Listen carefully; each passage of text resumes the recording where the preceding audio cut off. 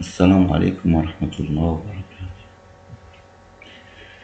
إذن أطل عليكم من خلال هذا الفيديو بدرس حركة دوران جسم صلب حول محور ثابت.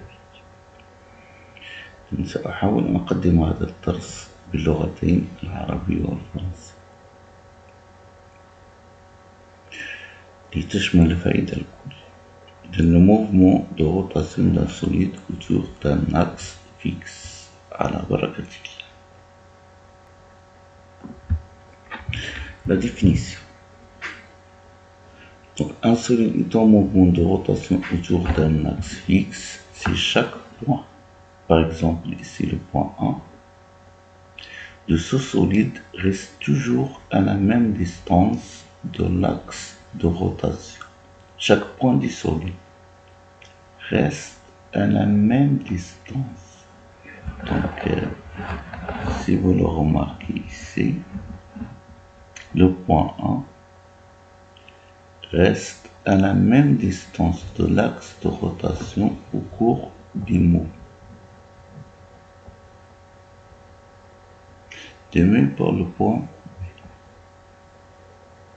Donc, si chaque point est à l'exception des points du solide qui appartient à l'axe de rotation qui restent immobiles. Chaque point du solide décrit un cercle centré sur l'axe de rotation, c'est-à-dire que son centre appartient à l'axe de rotation. يكون جسم صلب في دوران حول محور ثابت إذا كانت كل نقطة من نقطه تنجز خلال حركة الدوران حركة دائرية،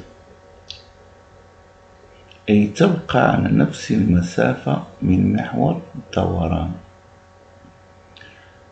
ويكون مسار كل نقطة ممركز حول محور الدوران باستثناء النقط التي تنتمي لمحور الدوران والتي تبقى ثابتة خلال الحركة. هذا التعريف. معنى نقطة من جسم صلب في دوران حول محور ثابت. Le repérage de la position d'un point d'un solide au mouvement de rotation autour d'un axe fixe. Donc, au cours du mouvement, un point décrit un cercle. La position du point M, par exemple, est repérée par l'angle θ. L'angle θ est appelé l'abscisse angulaire. Le trajet de M à M, la longueur de ce trajet est appelée l'abscisse curviligne. On note cette longueur par S. La relation entre l'abscisse curviligne et l'abscisse angulaire est S égale à R multiplié par θ. R est le rayon de la trajectoire. R le rayon de la trajectoire. أثناء حركة النقطة M نعلم النقطة M بالزاوية θ، وهي الزاوية التي يكونها متجهة الموضع M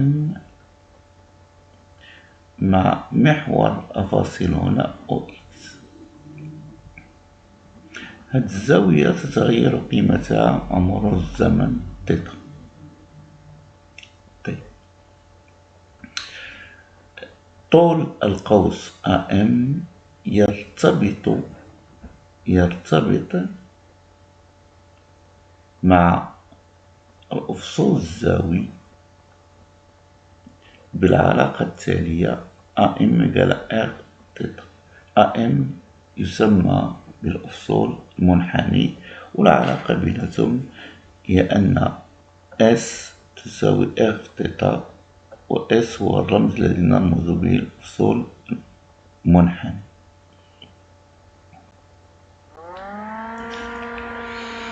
السرعة الزاوية la vitesse angulaire. إذا نعلم بأن السرعة الزاوية المتوسطة هي دلتا تيتا سور دي تي، مع دلتا تيتا هي تيتا جوج ناقص تيتا واحد، يعني أفصول الزاوية عند اللحظة تي جوج ناقص أفصول الزاوية عند اللحظة تي واحد، ودلتا تي هي المدة المستغرقة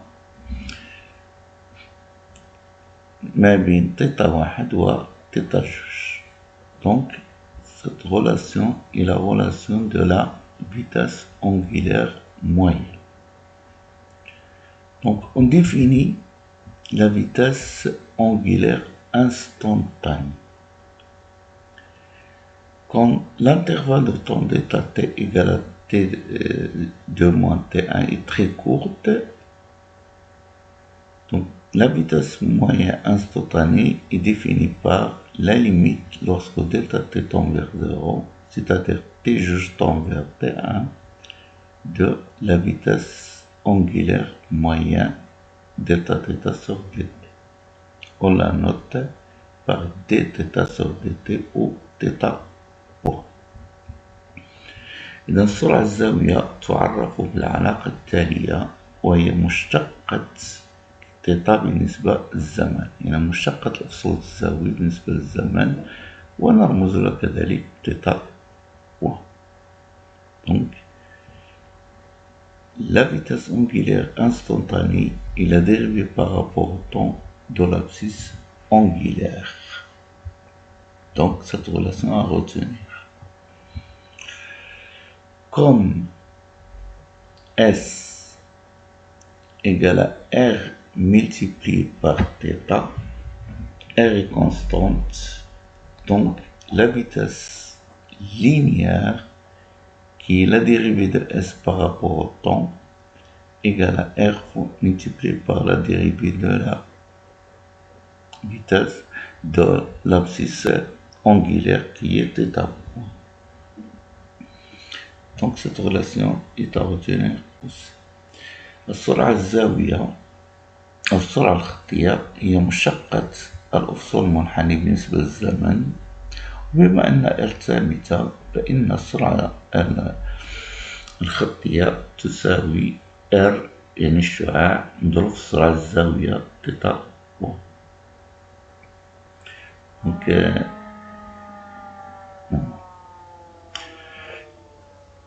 إذن هذا بالنسبة لهذه الملحوظة، قد نرجع لها من بعد، ولكن لا بأس من أننا نشير إليها. نعلم بأن متجهات التسارع في أساس فريني تساوي مجموع مركبتين مماسية ومنظمية. تلاحظوا من خلال الشكل بأن المركبة المماسية لمتجه التسارع لها نفس اتجاه ومنحى متجهات السرعة. Donc on sait que le vecteur accélération dans le repère de Freinet se décompose en deux composantes tangentielles et normales.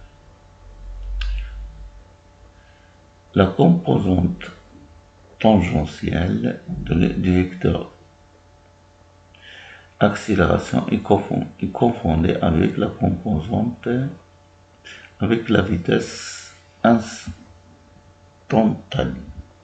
ou le vecteur vitesse instantanée. L'accélération angulaire θ2.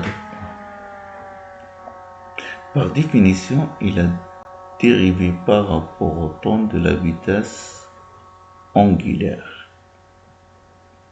Comme la vitesse angulaire est la dérivée première de l'abscisse angulaire, donc l'accélération angulaire c'est la dérivée seconde de l'abscisse angulaire. إذا نعرف التسارع الزاوي بأن مشتقة السرعة الزاوية بالنسبة للزمن، وبما أن السرعة الزاوية هي المشتقة الأولى للأفصون الزاوي، إذا فالتسارع الزاوي يساوي المشتقة الثانية بالنسبة للزمن، والوحدة المعتمدة بالنسبة لنا هي الراديان سكوند موان دو.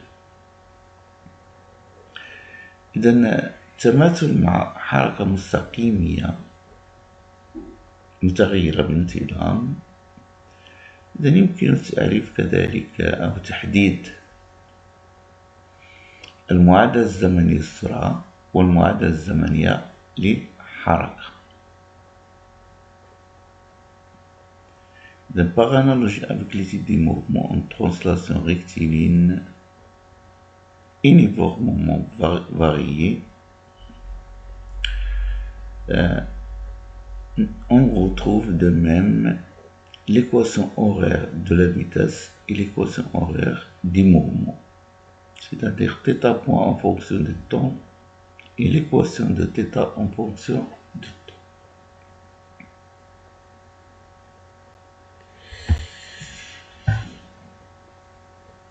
إذا هذا الشيء تكلمت عليه الآن هو أمامكم الآن في هذا الجدول.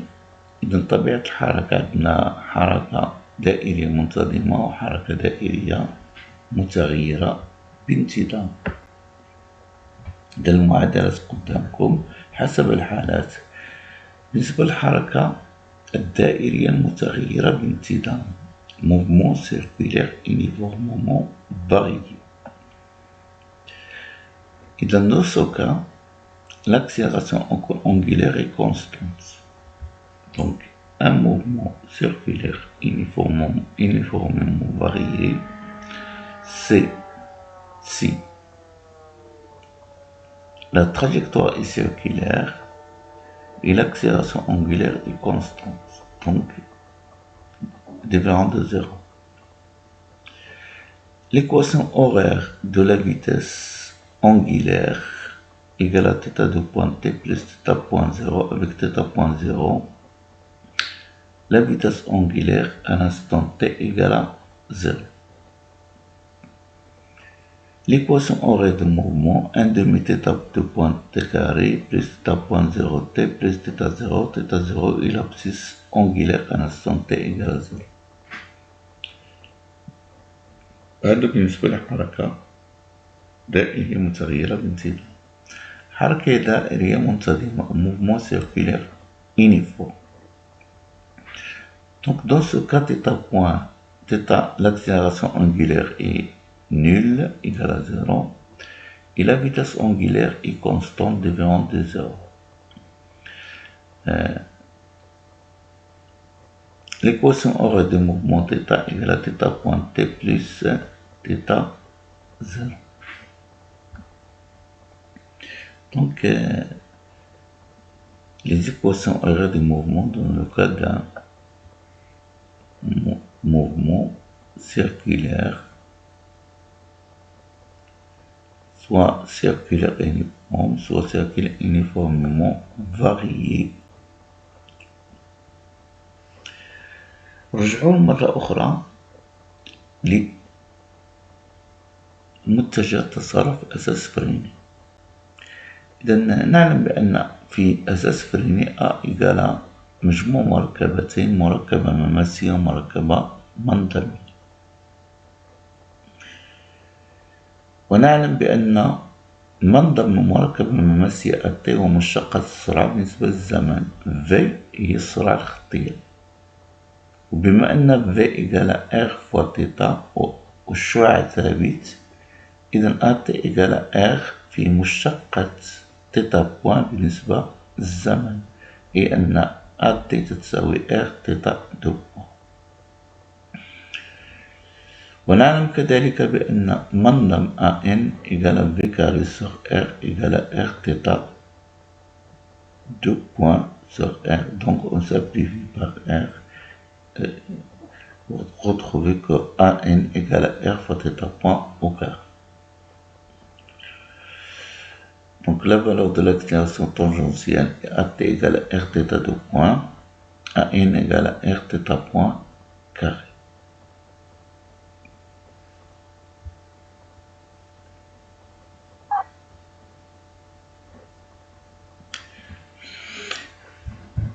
La relation fondamentale de la dynamique de rotation d'un solide autour d'un axe fixe. العلاقة الأساسية للتحريك لجسم صلب في دوران حول محور ثابت، وهي ما هي إلا قانون الثاني لنيوتن بالنسبة لجسم صلب في دوران حول محور ثابت. Dans un repère lié au référentiel terrestre, pour un solide en rotation autour d'un axe fixe delta, la somme algébrique des moments de toutes les forces extérieures appliquées au solide est égale au produit des moments d'inertie de ce solide par rapport à l'axe delta et son accélération angulaire θ2.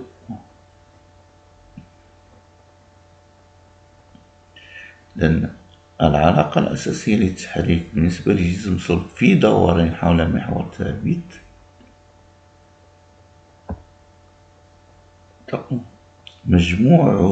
المجموع الجبري الصم الجبري المجموع الجبري لعزوم جميع القوى الخارجية المطبقة على الجسم الصلب يساوي جداء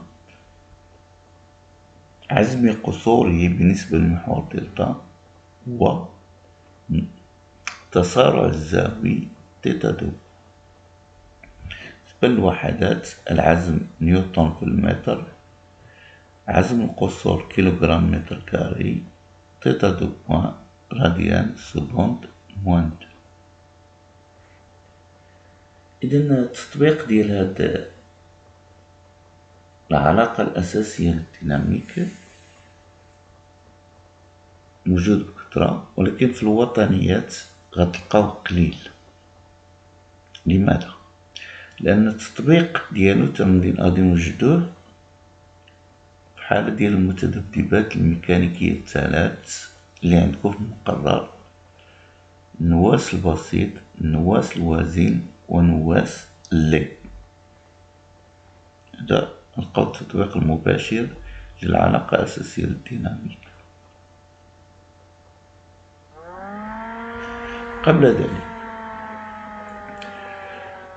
تذكير بعزم قوة بالنسبة لمحور ثابت دلتا يساوي جداء شدتها في المسافة المحصورة بين خط تأثير القوة ومحور الدوران، وهي أقرب مسافة بين خط التأثير ومحور الدوران.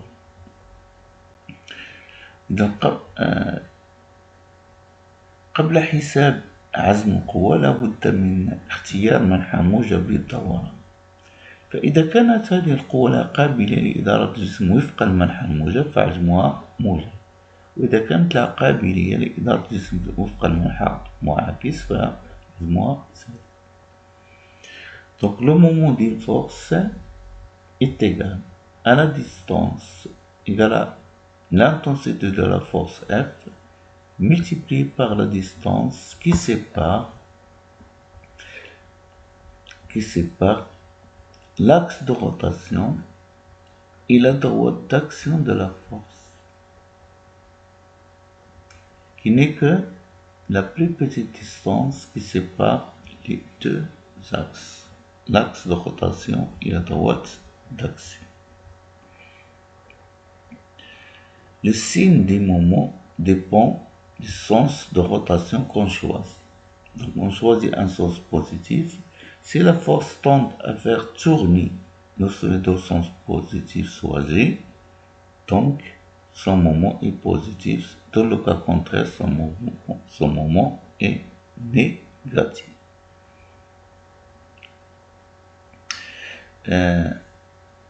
Le moment d'inertie de corps solide. عزم قصور مجموعة من القوى وهادشي شفتو في السنة الماضية. دونك بالنسبة لينا حنا هذه العلاقات ستجدون هذه من المعطيات سواء بالنسبة للفروض المحروسة أو بالنسبة للامتحانات الوطنية.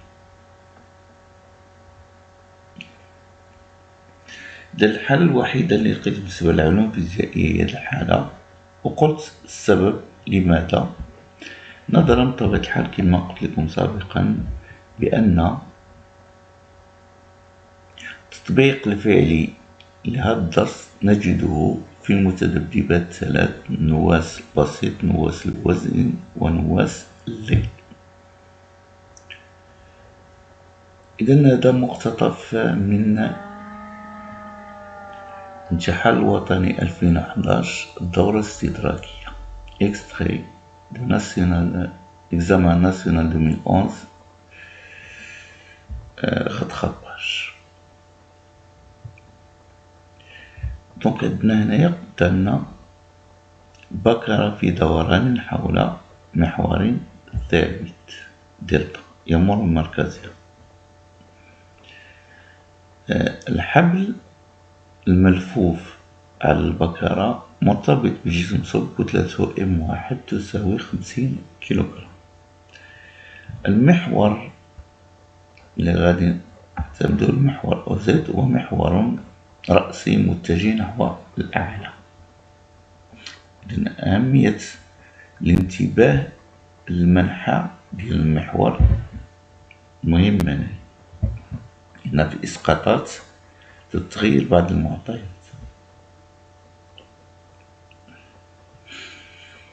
إذن بعد ما تقرا هاد بالنسبة لنا، إذا بالنسبة لشعاع البكرة تساوي 20 سنتيمتر. الحبل دونك هنا باغا في inextensible يعني غير قابل للامتداد.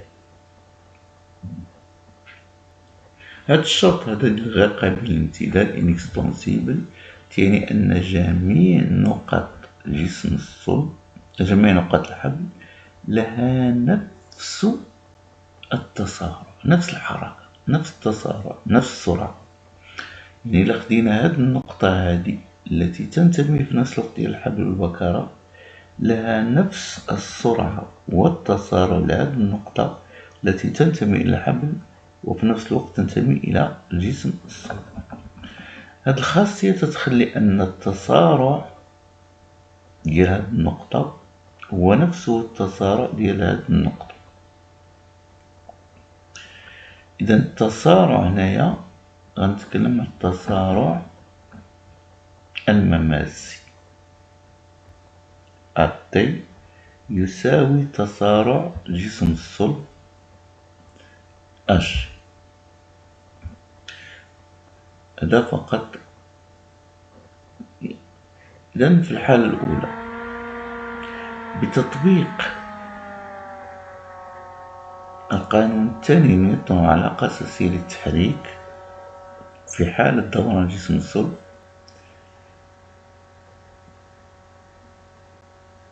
بين العلاقة التالية.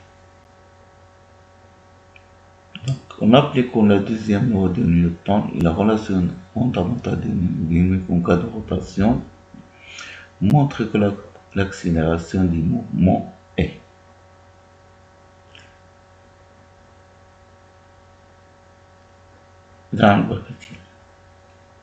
إذا نقسم الآن هذا السؤال إلى جزئين. الجزء الأول ندرس حركة البكرة on étudie le mouvement de la poulie. جد القوى le bilan des forces. دونك عندنا هنا وزن البكرة، تأثير محور الدوران إلى توتر الحبل. وما نساوش بالنسبة اللي قرأ النص ديال التمرين المزدوجة المحركة، لأن المحرك هو اللي تيجر الجسم الصلب. المزلزلة المحركة مطبقة من طرف المحرك واللي العزم ديالها ترمزولو ب M. دونك هنا عندنا ثلاثة القوى إضافة إلى المزدوجة المحركة المطبقة من طرف المحرك. Donc le bilan de force, le poids de la poulie, l'action de l'axe de rotation, la tension de fil, en plus du couple moteur exercé par le moteur électrique pour faire tourner la poulie. En appliquant les lois fondamentales de la dynamique pour la rotation, la somme algébrique du moment de toutes les forces, donc le moment du poids, le moment de R, le moment de T, plus le moment du couple moteur exercé par le moteur électrique égale à G delta θ de. On a le moment de poids et le moment de R égale à 0. Ces deux forces, leur droit d'action se coupe avec l'axe de rotation. Donc la distance T entre l'axe de rotation et la droite d'action égale à 0. Donc le moment égale à 0. Le moment de T. Le moment de T, T est l'axe T est la force exercée par le fil sur la poulie. Donc la distance entre le point entre la droite d'action et l'axe de rotation n'est que le rayon R de la poulie, donc qui est égal à 20 cm.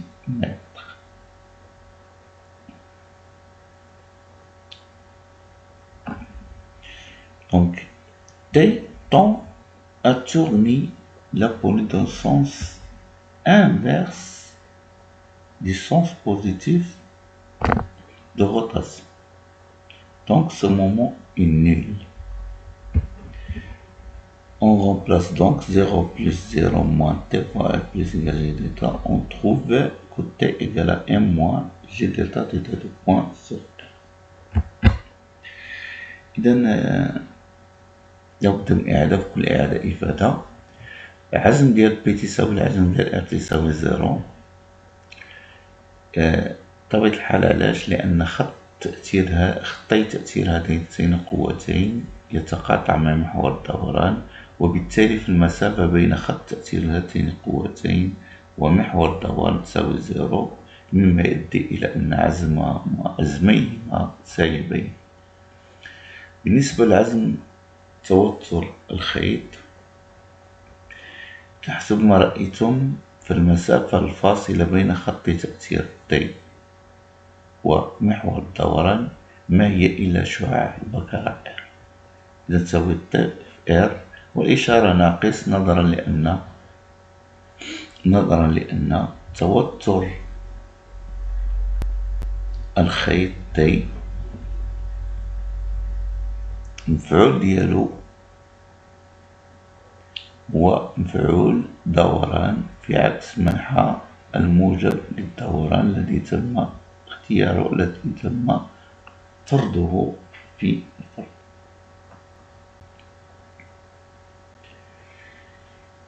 الآن المجموعة المدروسة غتكون هي الجسم. Donc le système étudié est le solide S1 qui se met à deux forces, son poids et la tension du fil T', son poids P'. الجسم خاضع إلى قوتين وزنه بإشارة وتوتر الخيط بإشارة. حسب القانون الثاني لنيوتن، مجموع القوى تساوي M جداء الكتلة في متجه تسارع H. La projection de P' sur l'axe OZ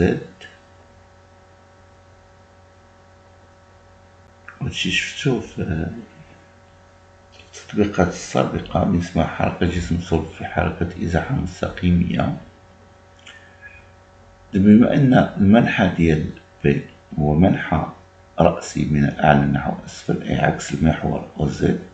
إذا الإسقاط ديالها في إسقاط سالب تساوي ناقص M1 في G. T بريم لها نفس المنحى ديال المحور OZ، وبالتالي الإسقاط ديالها هو T بريم. حركة مستقيمية متغيرة بانتظام. هنا الحركة لا تتم عن المحورين OI و OG، وبالتالي فAZ تساوي AG، لهذا أن مجموع تساوي M1 في AG. هنا غنجبدو التعبير ديال التائجة.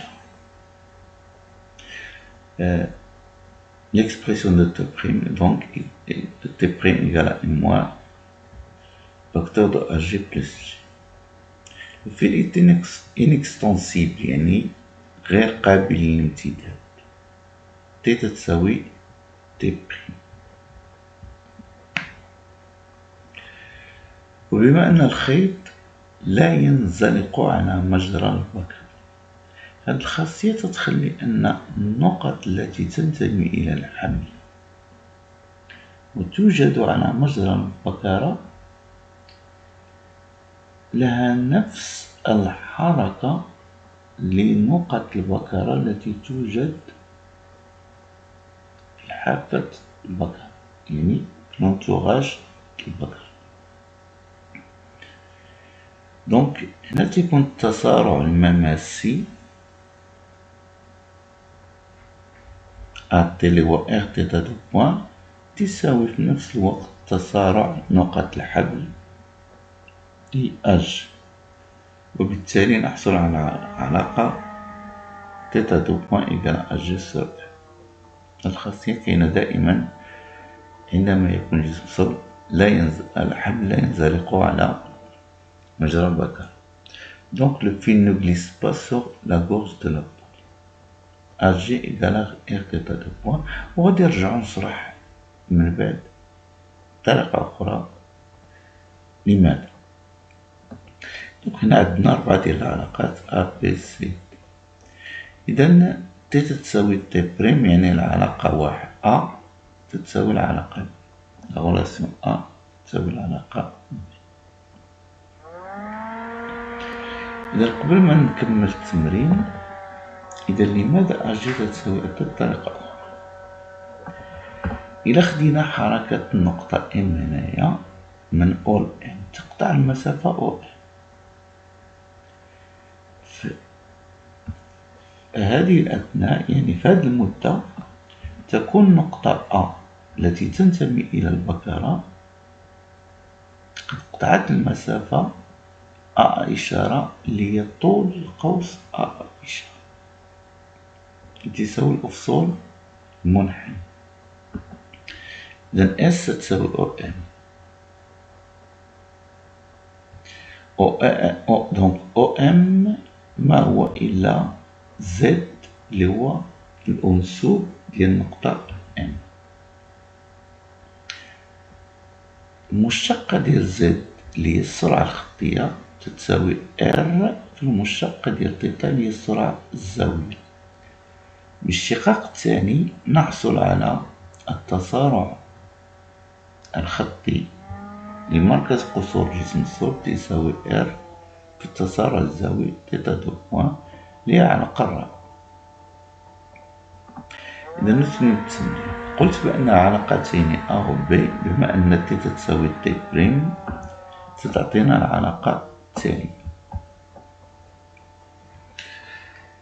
إذا بالتحليل الرياضي لهذه العلاقة بمراحل، إذا نضرب كلا طرفين R نحصل على العلاقة التالية.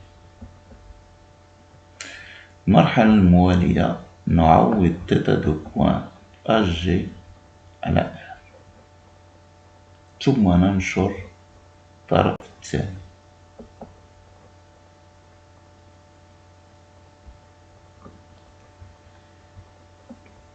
نقوم بتجميع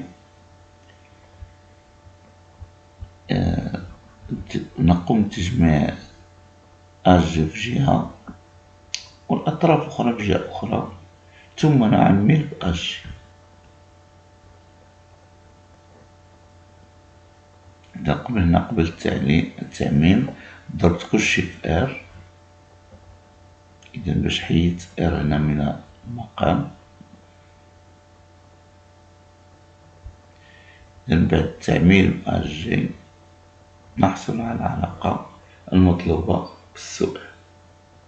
Donc, les étapes de la résolution de la question 1.1 sont devant vous. Donc, كما شرحت الآن باللغة العربية. Donc, on multiplie par R, on trouve la relation. Après, je remplace θ de point par AG sur R.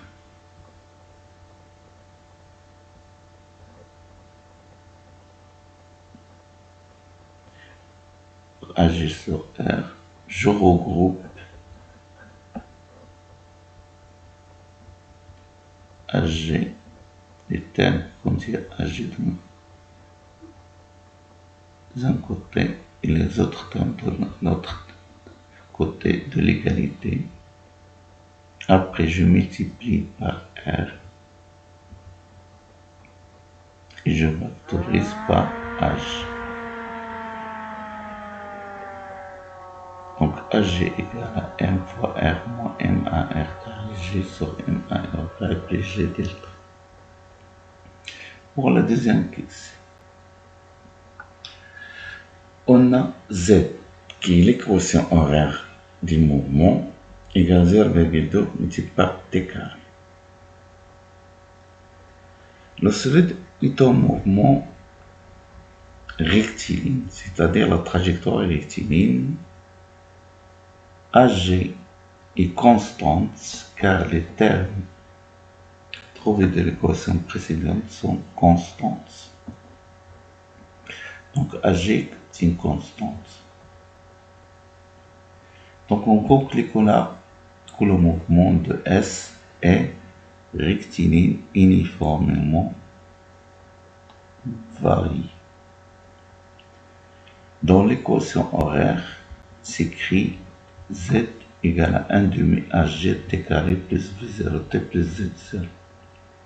بما أن AG ثابتة لأننا لشت في العلاقة السابقة بأن AG تتساوي مقدار ثابت. بما أن المسار دائري إذا الحركة فهي حركة والمسار مستقيمي. Donc la trajectoire est rectiligne، مسار مستقيم. إذا الحركة مستقيمة ومتغيرة الانتظام، ونعلم بأن المعادلة الزمنية حركة مستقيمة متغيرة الانتظام تكتب كما يلي. بما أن السرعة البدئية تساوي 0 والجسم الصلبي ينطلق من أصل المعلم، إذا V0 تساوي 0 Z0 تساوي 0 donc Z égale à 1 demi AG T carré. La vitesse initiale est nulle et la position initiale de G est confondue avec l'origine de l'axe des côtes. OK. Donc Z0 égale à 0. Donc Z égale à 1 demi AG T carré. On remarque donc que 1 demi AG égale à 0,2. On conclut donc que 1 demi AG égale à 0,2. C'est-à-dire AG égale à 0,4 mètres par seconde ou mètre seconde moins. بمقارنة العلاقتين غادي نلقاو بأن 1 دمي AG تتساوي 0.2، أي أن AG هي 0.4. إذن باعتماد على السؤال السابق، إذن جداء الطرفين donc le produit les deux extrémités تساوي جداء الوسطين AG multiplié par MA R carré plus delta égale à MR moins M1 fois R carré G.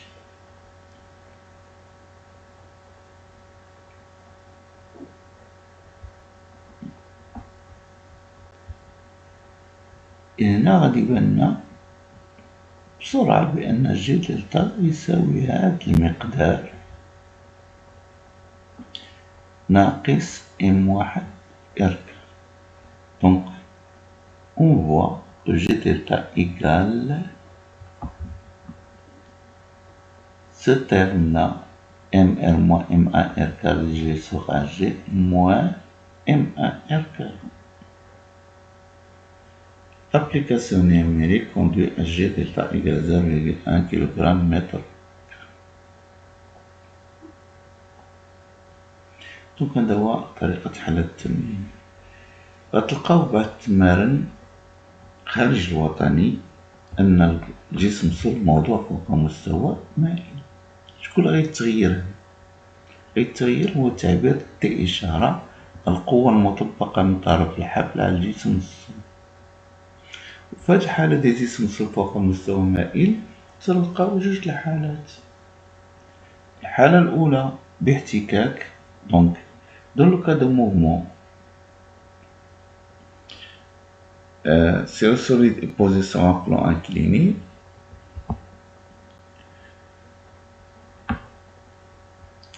l'expression de T' va changer. On a deux cas à envisager. Si le mouvement se fait sans frottement, يعني حركة بدون احتكاك، القوة اللي غتكون مطبقة هنا كاين توتر الخيط، وزن الجسم صلب إضافة إلى تأثير السطح R. في حالة بدون احتكاك dans le cas où le mouvement est sans frottement, R est perpendiculaire à la surface de contact. Donc la projection, donc l'axe du mouvement dans ce cas OX dirigé vers le haut, comme l'indique la flèche et vers le sens de mouvement. La projection de P' sur l'axe OX أو هنايا ماشي OK OX égale à moins M1 fois G multiplié par sinus alpha.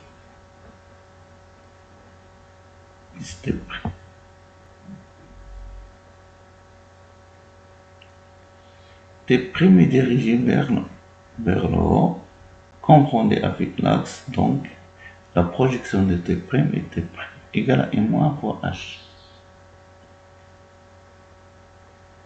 Donc T' égale à M1 HG plus G sinus alpha.